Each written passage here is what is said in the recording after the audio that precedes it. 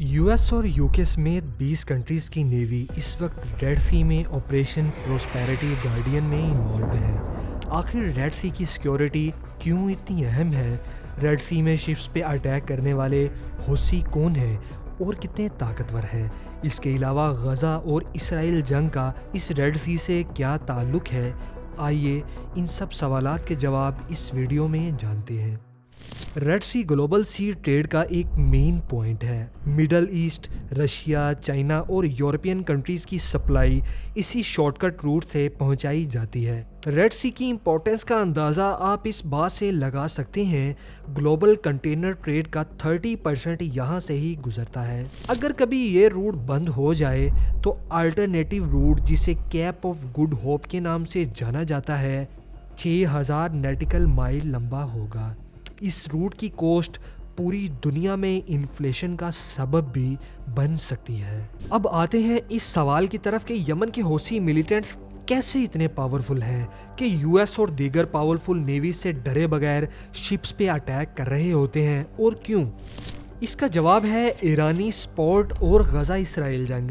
असल में ईरान पिछले 1 डेकेड हौसियों को एडवांस वेपन्स दे रहा था ताकि वो यमन और बाबुल मुंदिब में उन्हें एज अ प्रॉक्सी इस्तेमाल कर सके। हौसीज को 2000 किलोमीटर रेंज तक के बैलिस्टिक मिसाइल्स, हेलीकॉप्टर्स और ड्रोन समेत अच्छे खासे एडवांस वेपन्स प्रोवाइड किए गए। इससे ईरान की रेड सी में पावर वैल्यू भी काफ़ी बढ़ी। 2022 में सऊदी अरब की हौसी मिलिटेंट्स से डील हो गई, मगर तब तक हौसी मिलिटेंट्स एक पावरफुल फोर्स बन चुके थे। 8 अक्टूबर 2023 को जब गजा इसराइल वार स्टार्ट हुई तो सवाए ईरान के कोई भी कंट्री इसराइल के अगेंस्ट गजा को सपोर्ट नहीं कर रही थी। ईरान भी डायरेक्टली इसराइल के साथ कंफ्लिक्ट स्टार्ट करने की बजाय अपनी प्रॉक्सीज को यूज़ कर रहा था, जैसे कि लबनान में हिजबुल्लाह और यमन में हौसी ऑर्गेनाइजेशन अंसारुल्लाह। इसराइल ने भी किसी सूरत सीज फायर करने से इनकार कर दिया और गजा पर मुसलसल अपने अटैक्स जारी रखे। एज अ रिजल्ट ईरान ने हौसीज के जरिए रेड सी में अटैक्स स्टार्ट करवा दिए। तो क्या इन अटैक से इसराइल को कोई बड़ा लॉस हुआ? तो इसका जवाब है, इसराइल को डायरेक्ट लॉस तो कम हुआ, अलबत्ता ग्लोबल इकोनॉमी को रेड सी में ट्रैफिक डिस्ट्रप्शन से ह्यूज लॉसेस हुए। इवन अब तक रेड सी में ट्रैफिक 50% तक रिड्यूस हो चुकी है।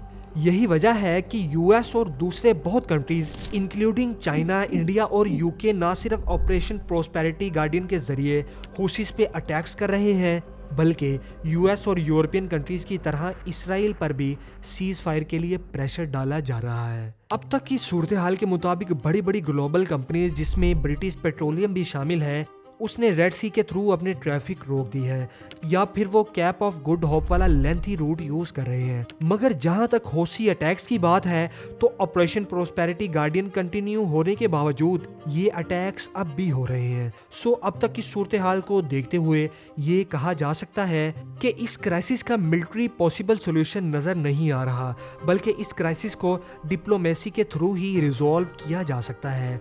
इसके साथ ही इस सिचुएशन से ग्लोबल सी रूट की इम्पोर्टेंस भी समझ में आती है, और ये भी कि ग्लोबल इकोनॉमी को किस कदर थ्रेट है कि चंद मिलिटेंट ग्रुप्स इसे किस तरह डिस्टर्ब कर सकते हैं।